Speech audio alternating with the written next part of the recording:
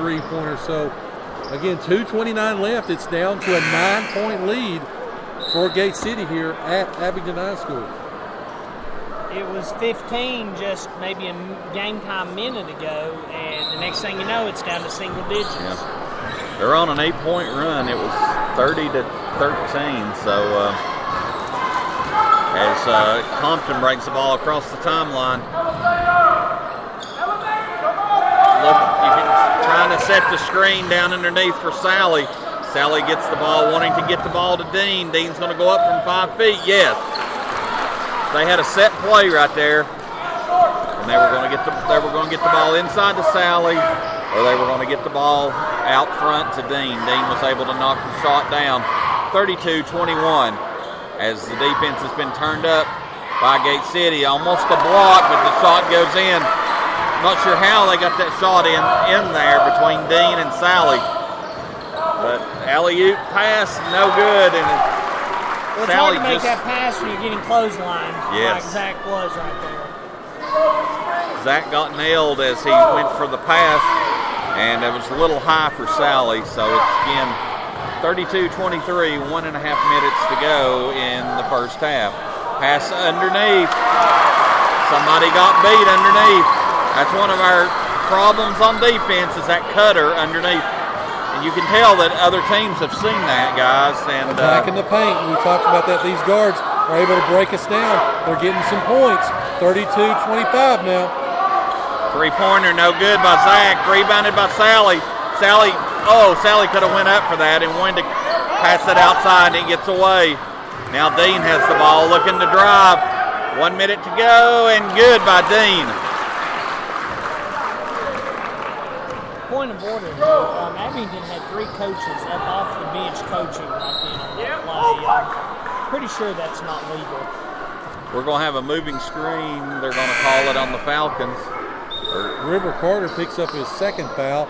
That is his 16th foul.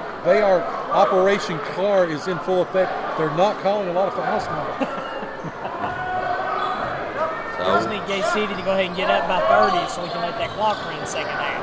Right. For those of you know, Mr. Carr is back in schools with Kingsport City Schools. So Irvin gets, golly, Zach got knocked down on that three-pointer and comes up short, but no foul call. As almost going to have a 3-second call, as the gentleman still in the lane when he came down. The Falcon player who got the ball when it came across the timeline stayed in the 3-second lane the entire time. And they didn't call it, Chris. Well, Operation Car. It is what it is. You're going to have to talk to John him. Sally's first foul. That's going to be 5 team fouls. 20 seconds left. 9-point advantage for Gate City. Open three-pointer is going to be short. Rebounded by Sally. We're going to have a run out by Dean if he wants it. Dean has Irvin. He's going to lay it in. Too easy for Dean. Well, as I've always said, and seriously, it's hard to complain about the officiating. Free throw, no good. Knocked away, no good. Shot at the buzzer. 3 shots by Abingdon, no good. But as I was saying, it's hard to complain about the officiating when it's even. Abingdon's got 6 fouls, Gate City has 5. Yes, it's a rough game, but again, I think they're calling it fairly. They're letting both sides play. Yep. Both teams have players limping off the court, so we'll no say blood, that no it's foul. called. That's right. Chris Carr rules in effect. So it's a 10-minute halftime here as we'll get ready here for Miss Mara Mullins will come in. We'll take a quick break, get everything ready. And you're listening to the home of Blue Devil Sports. This is Gate City Sports Radio. Proudly representing Southwest Virginia in the House of Delegates for the last 24 years, Terry Kilgore continues to strive and work hard for others. Just like our Gate City Blue Devils proudly represents our school, our town, and community. Delegate Kilgore, a proud Gate City alumni himself, wants to thank the residents of the 1st District for their trust and support over the years as he's continued to voice our needs and concerns in Richmond to make our region a tremendous place to live and work. And on behalf of Delegate Kilgore and his family and staff, they say, go Big Blue. And we are back here. Halftime of the boys game, 36-25. About 9 minutes left before, again, we start the second half. Do have one of the seniors, captains of our Lady Devils, joining us here at halftime. Come up a little bit short, 57-44 from the first game. She is number 24 in the program, but number 1 in our hearts. Miss Mara Mullins, how are you? I'm good. How are you? Doing all right. So talk to us a little bit about the game, the flow of it, and what kind of didn't go right, and what are some things that you all can improve on and get ready for Ridgeview? I think we just came out flat. We didn't have any energy, and when we don't come out ready to play, we just get smacked in the face early. It's kind of hard for us to recover back. We definitely have to get mentally stronger with that, but we got to work in practice these 2 days to get ready for Ridgeview Friday, definitely on our defensive efforts. What you said you were flat. Why do you think y'all came out flat? Was it just... We have no excuse to come out flat. There was no reason, really. I just don't think anybody was ready to play today. We just came unprepared. Well, I appreciate your honesty. If it makes you feel any better, we were kind of saying the same thing sitting here. You all just didn't seem to have that normal spring in your step that you ordinarily do. Yeah. And like we talked after practice, we can play with anybody in this conference, this district. We just got to come ready to play. But if we don't come ready to play, then... I mean, just like, it was night and day. When you took on Union last week, you all, that was, the score wasn't was closer than what the ballgame was, because you all blew them out of the gym. And that's a very good Union team. And then, like I said, and this was the same team that Abingdon was about the same differential, and then, like I said, to come up short tonight. So, health-wise, how are you all? I mean, I know that Sarah's wrist, and of course you had your knocking on the head. It's back to normal now. It's good. We're pretty good. Sarah, she's kind of sprained her wrist a little bit in the last game we played, but she taped it tonight, and it didn't hurt her any. So, as you get ready for Ridgeview, again, Ridgeview coming in with no conference losses, it's the same team that Abingdon went triple overtime. Do you know much about Ridgeview, and what do you all need to do to, again, take out the Lady Wolfpack at home? Well, I think our biggest thing to stop with Ridgeview is we got to be sharp on defense, and we have to come out with a lot of energy, because if we come out flat, they have girls that can take it to the basket and shoot too. So, we just got to be ready to play on defense. And not to get a little bit too far ahead, but again, not only do you take on a good Ridgeview team, then you've got the Lady Hilltoppers coming in on Saturday night. Your thoughts about getting another shot at playing them? I know deep down we know we can play with Science Hill, but I think it just overwhelms all of us knowing that, they're such a big school, and it's just the talk of everybody, oh, you're playing Science Hill, blah, blah, blah, and that's what gets in our heads, because I know we can play with them. We played right with Daniel Boone, and so did they, so we definitely have the potential to beat them. We have 2 good teams this week, but we just got to forget tonight and work to finish out with 2 strong wins this week. What was kind of the tone that you all left it with when you left the locker room after the game? I mean, was there a lot of chatter? Was it pretty quiet? What was the kind of the overall tone? I mean, we were definitely quiet. Not a lot of energy after the game, but we did have a talk, and we all know as a team to go far this season, we all have to produce. We have to work as a team. We have to play as a team, and we're ready to put that into play on Friday. So. Well, we appreciate you. Honestly, like I said, it was just a different team, but I mean, you all scrapped, you played hard. Of course, congratulations to you getting the first 2 fouls of the game. Yeah, it's always Mara. So you did well. I mean, you ended up with 3 fouls. And I think you had, what was well, I had you with 1 rebound, which is uncharacteristic of your normal performance. But this night was kind of uncharacteristic also, so we're going to forget about it. It never happened. It never happened. This game never happened. You've got 2 big games coming up that you all really can win. If you play the way you played against Boone and the way you played against Union, you'll beat both teams. You just got to come out with that mindset. And go and playing back at home. That's first time. Because like I said, you've got that you've all been sort of the road warriors the last month. Of course, being on the road. Talking about at Boone at Science Hill. Now you be home for a few. Get some momentum and get ready for the district. It definitely helps us out playing at home because we have such a great atmosphere. So. All righty. Well, we appreciate you. We'll let you get out of here and get back to. I know that Mr. Carr teaches in Kingsport City, so today was his first day back. So I'm kind of feeling like a zombie right now. So you're lucky. So got a longer break.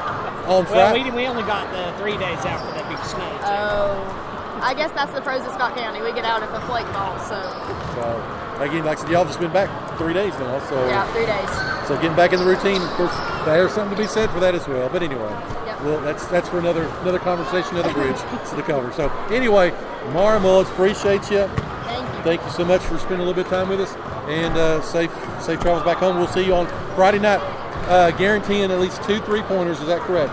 3. 3 3-pointers. what. Mara Mullins, put it down. You get your 3 3-pointers, and we'll have a standing interview time for halftime. Okay. You can count on it. Okay. All Sounds right. good. 3 Sounds like a deal. 3-pointers. 3 3-pointers. 3 3-pointers again. See you Appreciate all. Have a good night. Thank you so much. And then that is Mara Mullins, number 24 of our Lady Blue Devils. Again, came up a little bit short tonight, 57-44, but again, getting ready for a good Ridgeview basketball team coming to Gate City here on Friday night. So we'll take a quick break, come back, talk a little bit about the first half, get you ready for the second half. Again, Gate City leads this one 36-25 with about 3 minutes left. You're listening to the home of Blue Devil Sports. This is Gate City Sports Radio. Are you ready to retire? Or currently retired and unhappy with your investments? Are you looking for a retirement specialist that actually cares about you and your needs? Look no further than James River Advisors. Our local office in Gate City is manned by Edwin Cox, and he's ready to take care of all of your needs and believes in establishing deep, long-lasting relationships with our clients.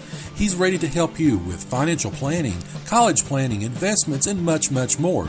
So give him a call today at 276-690-8014. Again, 276-690-8014. He's located at 191 West Jackson Street in Gate City. You are listening to the home of Blue Devil Sports. This is Gate City Sports Radio. Sports Radio.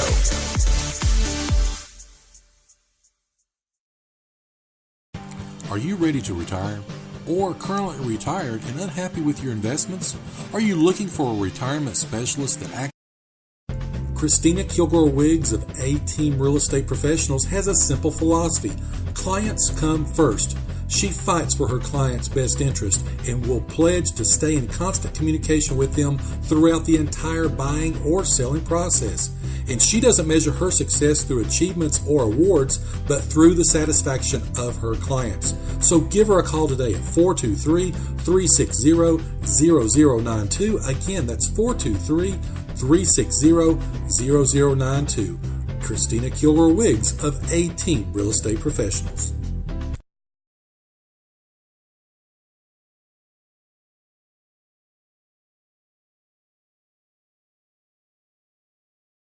You are listening to the home of Blue Devil Sports. This is Gate City Sports Radio. Sports Radio.